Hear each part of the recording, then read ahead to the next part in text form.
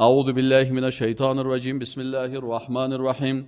یا ایها الناس اتقوا ربکم الذی خلقکم من نفس واحده. آیت اول سوره النساء را شروع میکنیم. خب سوره را چرا به نام سوره النساء میگن؟ به خاطر از این میگن که مقام و منزلت و شخصیت زنها و دخترای مسلمان ها در قرآن عظیمشان بیان میکنه. حقوق خانمها و دخترها را در قرآن عظیمشان بیان میکنه. مردهایی که مسلمان هستند، کسایی که مؤمن هستند، حق خانم خدا، حق مادر خدا، حق دختر خدا، حق خواهر خدا، حق زنها و دخترها و خانمهای مسلمان، اینا را کلش مراعات میکنن و در هر قسمت حقوق از اینا را یک الله متعال بیان میکنه تا ای که زبان دشمنای اسلام بسته شوه و زنها و دخترای مسلمان ها به دین خوب عقیده داشته باشند و مردای مسلمان پیش الله چی شوند؟ واقعا بنده های حقیقی و با تقوا شوند. یا ایها الناس، ای مردم. از اینجا الله متعال رد کرد به اندیشه جاهلیت. اندیشه جاهلیت چی بود؟ که اونا قوم پرستی میکردن، زبان پرستی میکردن، میگفتن که این دین که از به یک منطقه خاص است، بر ما هست، به فلان است. الله متعال گفت که یا ایها الناس. این خطاب برای اروپایی، برای امریکایی، برای آسیایی، برای افریقایی، برای انتارکتیکایی، برای کل از اینا هست. این پیام قرآن پیام جهانی هست. اقتصاد اسلام اقتصاد جهانی است. پس از این خاطر شما سیاست اسلام سیاست جهانی است. نظام اجتماعی اسلام نظام جامعه جهانی اسلامی است. یا ایها الناس، ای مردم. خطاب برای تمام از ایناست. برای سفید پوست است، برای سیاه پوست است، برای زرد پوست است، برای سرخ پوست است، برای تمام از اینا هست. حتی خطاب برای جنها هست ولی تخصیص چون خطاب مستقیما انسان ها هست. الناس گفت یا ایها الناس اتقوا ربکم. شما خدا وقایه بکنین. کلمه تقوا از وقایه گرفته شده. اتقوا خدا وقایه بکنین. امی قسم که از امراض خدا یکی طب وقایوی هست و یکی طب معالجوی. پس شما طب وقایوی اسلامی را خوب مراعات بکنین. از اندیشه های جاهلیت خدا وقایه بکنین. اتقوا ربکم، خدا وقایه بکنین و بترسین از ربکم، از ربتان خالقتان رازقتان. الذی خلقکم، او ذاتی که شما را خلق کرد من نفس واحده، از یک نفس. یعنی تمام انسان ها از آدم علیه السلام خلق شدن که او از خاک خلق شدن. و خلق منها، و خلق کرد از آدم علیه السلام زوجها، همسرش را. پس اینجا خلقت مردها از خاک است، خلقت زنها از پیغمبر است. زنها دخترها پیغمبر زاده هستند، از قبرغه پیغمبر پیدا شدن. رتبه از اونها از رتبه ما و شما که بلندتر است. و خلق منها زوجها، و خلق کرد از آدم علیه السلام همسرش بیبی حوا را. و بث منهما رجالا کثیرا و نساء، و منتشر ساخت از همین دو رجالا کثیرا، بسیار مردها را، و نساء و بسیار زنها را. یعنی تمام زنها و مردها، اگر سیاه پوست هستن، اگر سفید پوست هستن، اگر سرخ پوست هستن، اگر زرد پوست هستن، اگر گندمی هستن، تمام از اینا اصلشان از یک مادر و پدر است. بنان کلشان مساوی هستند. و کسایی که اپارتاید یا تبعیض نژادی دارن، یا قوم پرست هستند، یا زبان پرست هستند، الله متعال میگه عقیده از اینا عقیده جاهلیت است. الله رد میکنه عقیده جاهلیت، قوم پرستی و زبان پرستی و رنگ پرستی را. واتقوا الله الذي تساءلون به والارحام. واتقوا الله، و بترسین از الله الذي، او ذاتی که تساءلون شما سوال میکنین یا قسم میتین یکی دیگرتان را قسم یاد میکنین به نام از او. در چه وقت؟ در وقت مشکلات. انسانهای جاهلیت ایراد میکنن سر جاهلا. عقیده جاهلا چی بود؟ که اذا رکبوا فی الفلک دعوا الله مخلصین له الدین. وقتی که در کشتی سوار میشدن، وقتی که در طیاریش انفجار کنه، یا در وقتی که در حالات سخت باشه باز الله الله میگن. وقتی که باز نجات پیدا کردن، وقتی که در بغل بحر رسیدن، باز که الله فراموش میکنن، در عروسی خود فراموش میکنن، در مرگ خود الله را فراموش میکنن، در جوانی خود در قدرت خود الله را فراموش میکنن، در وقتی که چوکی حاصل کردن الله را فراموش میکنن. میگه شما این قسم مثل جاهلا ور نباشین که الله را فقط در مصیبت ها به یاد بیارین. وقتی که مصیبت شد قرآن میخوانین، وقتی که مصیبت نبود باز دول میزنین میرقصین. الله متعال میگه این عادت مردمای چی است؟ جاهلیت است. و دیگه همچنان واتقوا، و بترسین الارحام، در مورد خویشاوندایتان ذوی الارحامتان قطع چی نکنین؟ قطع رابطه با اقاربتان نکنین، با مامایتان، با کاکایتان، با خواهرتان، با برادرتان، با مادر و پدرتان. از الله بترسین در قسمت روابط خویشاوندی و روابط قومیتان. ان الله، یقینا که الله متعال، کان هست علیکم بالای شما، رقیبا بسیار مراقب. یکی از اسما و صفات الله الرقیب است. الرقیب چی معنی؟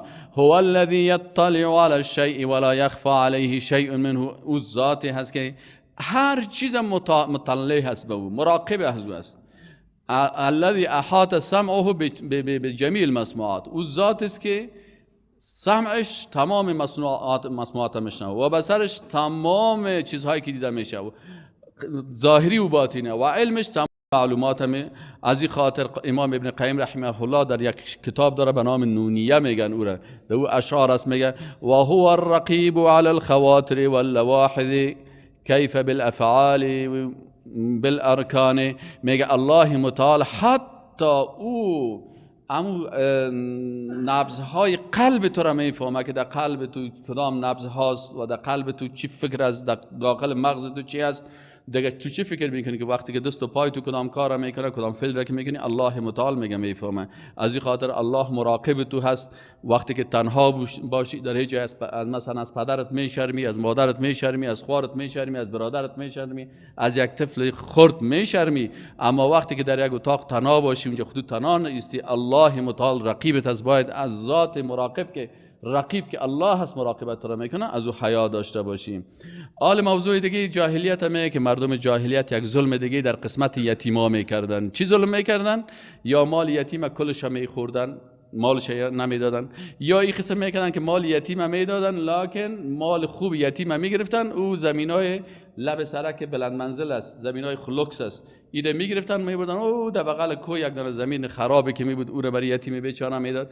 و یا ای که مال یتیم گرد میکردن کت مالای خود به نامهای مختلف حق یتیم میخوردن، مثل که آل بسیاری یتیما را مالش به نام روز 2 میخورن، به نام روز 3 میخورن، مال یتیم به نام شب جمعگی میخورن، مال یتیم به نام 40 میخورن، مال یتیم به نام خیرات و صدقات و اسقاط. سر یتیم بیچاره کجا اسقاط است؟ این کل ازیر به این نام ها میگیرن میخورن. الله متعال میگه که این عادت جاهلیت که از مردم جاهلیت است، از بین بردارین. و آتوا الیتام، ای مسلمان ها شما مثل جاهلا ور نباشین. و آتوا و بدهید الیتام، برای یتیما، اموالهم مالهایشان را، ولا تتبدلوا و تبدیل نکنین الخبیث مال بی کیفیت، مال بی ارزش، مال کم قیمت، به طیب در مقابل گرفتن مال پاک، مال پر قیمت، مال با ارزش، مال با کیفیت. ولا تأکلوا و مخورید اموالهم مالهای یتیمان را، الی اموالکم به امرای مالهای خود، انه کان حوبا کبیرا، یقینا که اینمی کار کسی که مال یتیم میخوره این گناهی بسیار بزرگ است. الحوب، خوب در صاحب لسان العرب چی میگه؟ یک دیکشنریز به نام لسان العرب، معجم لسان العرب، این میگه الحوب الوحش، اینمی وحشت است، او اسم یا اسم است، وجع و درد است، شکوه شکایت است، و تحزن و جگرخونی هست. میگه این کلش ظلم است، وحشت است در حق یتیم بیچاره. در آیت دیگه موضوع چی بود؟ ظلم جاهلیت که حق دخترکای یتیم تلف میکردن. او یتیم وقتی که نگاه میکرد باز او را به خاطر مالش به نکاح میگرفت، لکن حق از او را ادا کرده نمیتونست. الله متعال گفت وقتی که یتیم خوشتان نمیه او را به خاطر مالش نکاح نکنین که در حق از او ظلم میکنین، بلکه برین از دیگه خانم هایی که یتیم نیستن از او میتونین چی کنین؟ 2 خانم بگیرین یا 3 خانم بگیرین یا 4 تا بگیرین، به شرطی که عدالت مراعات کرده بتونین. چون در عصر جاهلیت یک مشکل دیگه بود که مردها که بعضی کسا 20 تا زن داشتن، 10 قسم ازدواج بود. یک قسم ازدواج بود که یک مرد 20 تا 30 تا زن میگرفت. یک قسم ازدواج دیگه بود که یک زن 2 تا شوهر می داشت. یک قسم ازدواج دیگه بود که یک زن مثلا به عدد یک دانه بیرق داشت، در اون بیرق که سیل میکرد او شوهرش تعدادش معلوم نمی بود، 50 تا 60 تا شوهر می داشت. مثل قال بعضی کسا میگه که چطور مردا 4 تا زن میگیره زنا 4 تا شوی نمیگیره؟ نه، مردمای جاهلیت حالا هم میخواد که مادرش 4 تا شوی داشته باشه. این حال خجالت نمیکشه از پدر خود شرم کنه که پدرت غیرتش اجازه میده که مادر 4 تا شوی داشته باشه؟ اون تا سوال میکنن. به هر صورت الله متعال گفت که عادتهای جاهلیت بود، نکاح شغار بود، دختر خدا که دختر از او بدلک میکردن، دختر از تو باشه، دختر تو از ما باشه، هیچ برشان باز مهری یا پا نمیدادن. این کلش عادتهای جاهلیت بود. چندین قسم نکاح ها بود. الله متعال این نکاح ها را کلش از بین برد و این تعدد 20 زن و 30 زن زن و 20 شوی 40 شوی یار کلش از بین برد.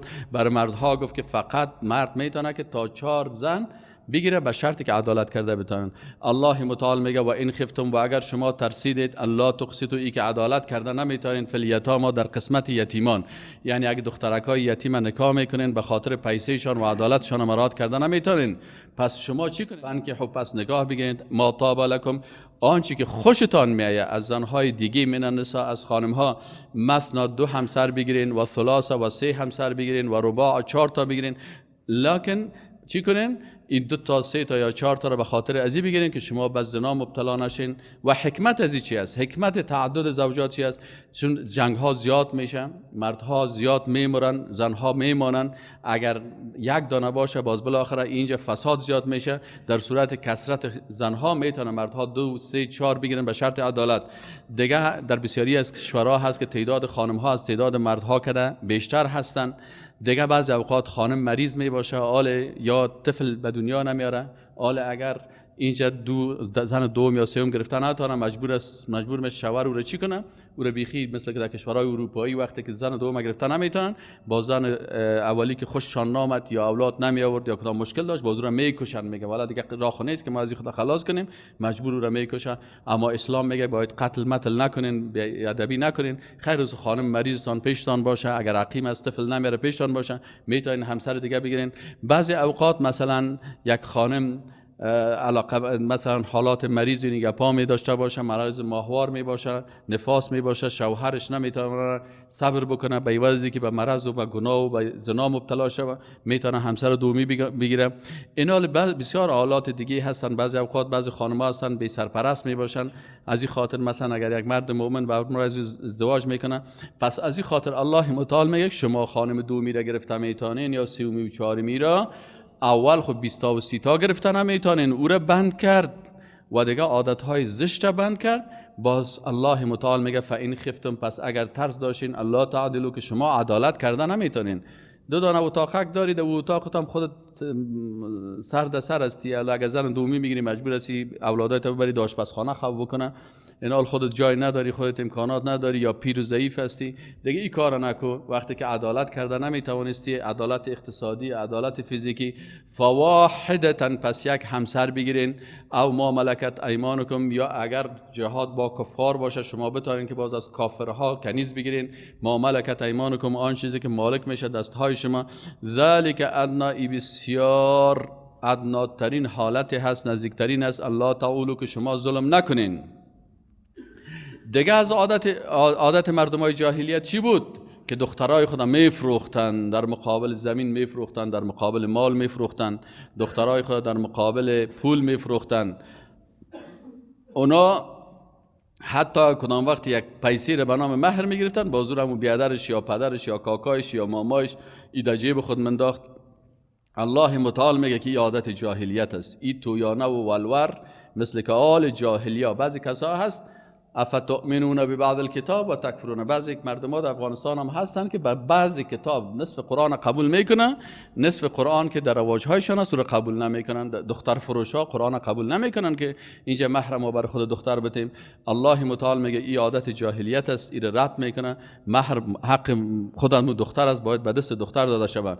و آتوا النساء، و بدهید بر خانم ها، بر دخترها وقتی که نکاح میکنن صادقاتهن، همون مهرهایشان را، نحلتا، مانند یک فریضه، یک واجبی دینی. اینا اگر شما حق الله، حق از اینا را تلف میکنین، برشان مهرشان را به دست خودشان نمیتین و شما این کار را میکنین، شما گناهکار و جنایتکار هستین. باز اگر میگین که نه دینی را بر ما اجازه میده، باز شما کافر میشین، سر الله تهمت میکنین. فان تبنه، پس اگر با طیب نفس، تبنه یعنی با طیب نفس یعنی بخشیدن برای شما، با رضایت نفسی خود، لکن برای شما، انشین از چیزی از اون، منه از این مهر، یعنی نفسن که طیب نفس. طیب نفس چی میگه؟ در حدیث شریف رسول الله صلی الله علیه و آله میگه که لا یحل مال امرئ مسلم، میگه حلال نیست مال یک شخص مسلمان، زن مسلمان یا مرد مسلمان، الا عن طیب نفس، مگر که قلبا راضی باشه. میمانی به زور سر کس نخورین، رشوت نخورین، مال کس را نگیرین، تجاوز نکنین، اینمی کارا نکنین. حتی اینمی مهر و حق خانم ها را شما شوهرها برش چل جور نکنین. اما اگر خودشان بر رضایت خود به دل خود از دل اگر به مهر خود یک 10,000 میتیته میگه بگی خیر از شوهر جان اینی 10,000 برو امروز مصرف بکن، باز فکلوه، پس باز میتونین بخورین هنیئا، بسیار با خوشایند و لذیذ، مریئا، بدون ترس، به شرطی که رضایتش باشه. تو نباشه که اگر تو مثلا بر من مهرت نبخشی من دیگه هیچ شوهرت نیستم، اگر مهرت نبخشی من پدرت نیستم، اگر پای مهرت به من نتی مکر تو قطع رابطه میکنم. این حرام خوری رو نکنین. و اگر این کارا میکنین شما مردمای جاهلیت هستین، هنوز عقیده توحید در قلب شما داخل نشده. ولا تؤتوا السفهاء اموالکم. شما یک تعداد کسایی هستن که سفیه هستن، مثلا یک یتیم است او هنوز جاهل است. این جاهل اگر برش پیسه را بیتی خورد است، به عقل است، نمیفهمه، او را تلف میکنه. از این خاطر شما که سرپرست از اونها هستین در این لحظه پولها را برشان نتین، بلکه برشان نگاه بکنین، امانت پیشتان نگاه کنین. ولا تؤتوا ما دهید السفهاء، جاهلان را، اموالکم، مالهایتان را، التی، اون مالهایی را که جعل الله لکم، اون مالهایی را که الله متعال گردانیده بر شما، قیاما، قوام زندگی یا وسیله پایداری شما. این مال که الله بر شما وسیله زندگی ساخته، قیام یعنی قوام، قوام چی معنی؟ وسیله پایداری. ورزقوهم، و برشان رزق و نفقه بتین، فیها، از این مال، واکسوهم، و برشان لباس بپوشانید، و قولوا لهم قولا معروفا، بر یتیما سخنهای چی بگوین؟ خوب بگوین. اگر چی بود جاهل است، یتیم است، نمیفهمم. وابتلوا الیتاما، شما وقتی که مال بر یتیما میتین باید چی کنین؟ امتحانشان بکنین. چه قسم امتحان میکنی؟ مثلا برش یک 500 رو میتی، تو برو بچه من 500 روپیه را یک نیم کیلو گوشت بیار. این حال وقتی که اگه رفت 500 روپیه سم گوشت خرید، سم کت قصاب جرو بحث کرد، سم مثلا 200 روپیه را گوشت خرید، یک کیلو گوشت آورد، باز باقی مانده پیسه را پس از پیش از او گرفت آورد، این باز میفهم که میتونه مال خود حفظ بکنه. اما اگه برد 500 رو پیش قصاب انداخت، قصاب برش یک چند دانه روده چتل برش جبین ماشین توک داد، او را آورد ناشسته و چتل و باقی مانده پیسه را آورد، باز میگه این جاهل است. پس یتیما را چی کنین؟ اول وابتلوا الیتاما، آزمایش و امتحان بکنین یتاما، یتیمان را، حتی تا زمانی که اذا بلغوا النکاح، به سن بلوغ یا به سن نکاح برسن. یعنی وقتی که یتیم خورده است اونجا امتحانش بکنین که آیا مال خدا نگاه کرده میتونه یا نمیتونه. اگر نمیتونه شما امانت نگاه بکنین. تا چه وقت امانت نگاه بکنین؟ حتی تا زمانی که اذا بلغوا النکاح، به سن نکاح میرسه، بلوغ میرسه. فان آنستم، پس اگر احساس کردید، منهم، از ایشان، رشد و عقلمندی را، آل فهمیدین دیگه که آل عقلمند است، حسن تصرف، یعنی میتونه که خوب تصرف بکنه. این حسن تصرف میگن، تصرف خوب در مال خود کرده میتونه. فدفعوا، پس بدهید، الیهم، برایشان، اموالهم، مالهایشان را، ولا تأکلوها، و مخورید مال یتیمان را، اسرافا، با اسراف که حتی در حلال. اسراف چی را میگن؟ زیاده روی در حلال. تو نشه که یتیم بیچاره برش 4 متر تکه کفایت میکنه، تو میری بس مثلا برش 40 متر تکه را میخری. در مال یتیم اسراف نکنین. و بدارن چی مانا؟ با عجله و شتاب رو مصرف نکنید. یعنی مال یتیم اسراف نکنین، مصرف بیجای نکنین. و بدارن، و با عجله شتاب زود مصرف نکنین. بیا که باز کلان شد پیسه را میگیره، بیایم زود بخوریم که خلاص شود، باز بگیم که این تو خورده شد پیسه، تو زمین تو خلاص شد. این کارهای مردمای جاهل و بیدین و بیمان است. ان یک برو، و بدارن، و با عجله و شتاب، به خاطر چی؟ که ان یک برو که بزرگ شود. و من کان غنیا، و اگر از شما کسی که سرپرست یتیما هست و خودش غنی هست، اقتصادش خوب است، فلیستعفف، باید عفت اختیار بکنه، از مال یتیم هیچ چیز را نگیره. مال یتیم فقط امانت نگاه بکنه و مال یتیم کاری بکنه که به نفع یتیم است. و من کان فقیرا، و اگر کسی باشه فقیر، سرپرست فقیر باشه، بازو چی میتونه؟ باز میگه فلیأکل بالمعروف، پس میخوره به معروف. معروف چی مانا؟ که در مال یتیم کار میکنه، حق خودم میگیره و حق یتیم برش نگاه میکنه. از پیسه یتیم مثلا در کار میپرتش و از اونجا چی میکنه؟ باز خودش هم از اون فایدهش خودش خدا و بر یتیم هم غذا میتن. فلیأکل بالمعروف، معروفی است که مثلا مالش در تجارت میپرته، مالش مثلا در مزاربت میپرته، مالش در کار.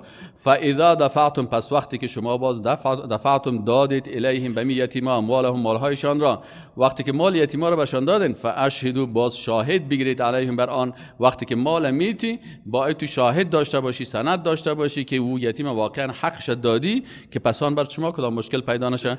و کفى بالله حسیبا، و کافی است به الله متعال که حساب کننده، اصلا حسابتان باز الله متعال میگیره. دیگه مشکلی که بود در زمان جاهلیت بر زنها میراث نمیدادن. الله متعال میگه که خود جاهلیت است، مردمای جاهل هستن که برای خواهر خود میراث نمیده، و مادر خود میراث نمیده، برای دختر خود میراث نمیده، برای خانم خود میراث نمیده. این آدمای جاهل و بیدین و بیمان هستن. اگرچه ظاهرا کلمه بخوانه، لکن اگر حق میراث خانم ها را میخورن، این انسان اگر عمره میره از این پیسه حرام، الله عمرهش قبول نمیکنه. اگر حج میره انشاءالله موجه شیطانا خودش کت سنگ میزنه.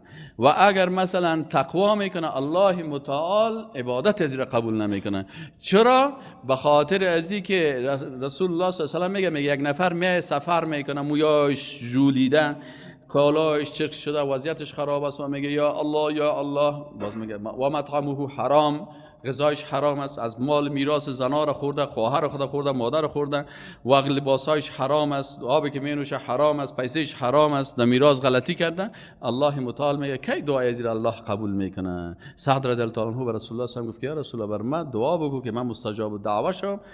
رسول الله صلی الله علیه و گفت که اطب مطعمک تکن مستجاب الدعوه، نانت پاک بساز. وقتی که یک لقمه حرام در دانت رفت، 40 روز عبادت تو قبول نمیشه. تو میراث خواهرت خورده میری، میراث مادرت میخوری، حرام خور هستی، بر ازو چال جور میکنی، از اقارب بیچارهت که اونا نمیفهمن حق میراثشون میخوری، باز بعد از میخیزی که والا من با تقوا هستم، باز در نمازم تو خوب خدا کج و کور میکنی. دواده میراث خدا کج و کور کو. اونجا الله را باید داشته باش، تقوا داشته باش. للرجال، الله متعال میگه در شریعت الهی چی است؟ للرجال، در شریعت الهی بر مردها نصیب است از میراث، مما از آنچه که ترک کرده گذاشته هست، به میراث گذاشته است، الوالدان والدین والاقربون و یا اقارب، وللنساء و بر زنها دخترها، زن دختر خواهر مادر چی است؟ نصیب میراث است، حق میراث است، نصیب الله تعیین کرده، مما از آنچه که ترک کرده باشه و میراث گذاشته باشه، الوالدان والدین یعنی پدر و مادر، والاقربون و اقاربشان، مما قل منه او کثر، از آنچه که این میراث کم باشه یا زیاد باشه. اتنه سوالا میراث ما کم است، همین مردا بس میکنه، بر زنها نمیتم. ای جاهل، انسان جاهل صفت، ای انسانی که اسلام در مغز داخل نشده، شریعت الله را، قانون اقتصادی اسلام قبول نداری، نیمی قرآن قبول داری، نیمیشه قبول نداری، از این خاطر الله متعال تو را نمیبخشه. نصیبا مفروضا، الله میگه این نصیب قسمت ها فرض کرده شده هست، واجب است، از طرف الله هست. همین قسم که سرت نماز فرض است، روزه فرض است، حج فرض است، زکات فرض است، اینمی میراث فرض است سر تو که باید برازی بیتیم. حال میگه اگر در وقتی که شما میراث تقسیم میکنیم، یگان غریب می، مسکین می، فقیر می، الله متعال میگه بر از اونها هم یگان چیز کمک بکنین. و اذا حضر، و وقتی که حاضر شود، القسمت، در وقت تقسیم میراث، اولو القربا، اقارب یا خویشاوندان، والیتاما یا مردمای یتیمین که و مستحق میراث نیستن لکن یتیم و مسکین، والمساکین، مسکینا می، فرزقوهم، پس بر از اونها هم یک چیز بتین، رزق یک روزی یا یک چیز برشان از امو میراث شما بتین. امو باقی مانده های چیز که ام کسایی که اهل میراث هستند، منه از آن مال متروکه، و قولوا لهم قولا معروفا، و بر زمین مسکین و یتیم و غریب و سوالگر هم بگوین، لهم برایشان قولا معروفا، سخنان یک شایسته. حال نشک سوتر از جانشان میگیره که بدوانین یاره، ای چطور کایی؟ نه، قول معروف بگوین برشان، بگوین که اینه خیر است، یک بر شما دادیم، برید پرایتان به خدا، با اینکه ما میراث چی کنیم، تقسیم کنیم، باز برتان ان شاء الله یک چند رفع کمک میکنیم. والیخشى الذین، دیگه از ظلم جاهلیت چی بود؟ که اولادای ضعیف خود از میراث محروم میکردن. بعضی مردمای بیمان و بیدین عادت دارن که وقتی میراث کسی که خوشش آمد کلش بر از اون کسایی که خوشش میاد. حتی بعضی پدرای ظالم هستن، پدرکلانای ظالم هستن، بعضی کسا هستن برادرای ظالم هستن، خواهرای ظالم هستن که وقتی که خوششان نامد، ولی اینی فلانی خوشم نمیاد، بیا کل میراث میگیریم برای فلانی میدم، اما کل مال خود از زندگی خود برای یک نفر نوشته میکنه و او دیگرا را چی میکنه؟ از میراث محروم میکنه. یعنی کار را که الله بعد از مرگش میکنه، اید از زندگی خود این کار را میکنه. ولیخشى الذین، و بترسن کسانی که لو ترکوا، اگر ترک کنن، من خلفهم، بعد ازشان، ذریتان ضعافا، ذریه یعنی اولادهای ضعیف، خافوا علیهم، میترسن بالایشان از فقر زیاد مال، فلیتق الله، پس از الله بترسن، این مال خدا ضایع نکنن، مال خدا ناقی در جاهای مختلف مصرف نکنن، بگذارن برای عموم مستحقینش هم که یک مقدار میراث باشه. ولیقولوا قولا سدیدا، و باید بگوین حق سخن راست. یعنی اگر کدام وقت وصیت یک چیز میکنن، اما تو سخن راست بگوین، درست بگوین، نگوین که فلانی از میراث ما محروم است و فلانی چطور است و چنان است. حق یتیمه.